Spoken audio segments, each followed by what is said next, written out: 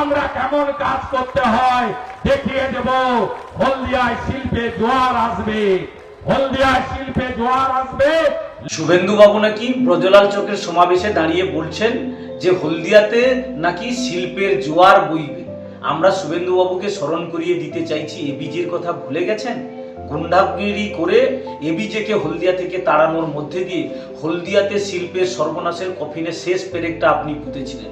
আপনি যখন দোদণ্ড প্রতাপ নেতা, এইচডি এর চেয়ারম্যান, তখন হলদিয়া ছেড়ে রোহিত পরটেক মডার্ন কঙ্কাস চলে গেছে। এরকম অসংখ্য কলকারখানা হলদিয়াতে তৃণমূলের জামানায় শুভেন্দুবাবুর নেতাগিরিতে হলদিয়া ছেড়ে চলে গেছে।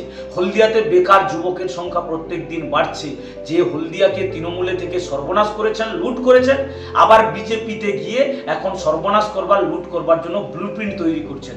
হলদিয়ার মানুষ ওনাকে আর বিশ্বাস করে না, কারণ দল বদলুদেরকে হলদিয়ার মানুষরা গ্রহণ করে না। তাই 26-এর নির্বাচনে হলদিয়ার মানুষ মনস্থির করেছে এখানে তৃণমূল বিজেপি পরাজিত হবে, বামপন্থীদের পুনর্জাগরণ ঘটবে, হলদিয়া বাঁচবে, হলদিয়ার মানুষ বাঁচবে।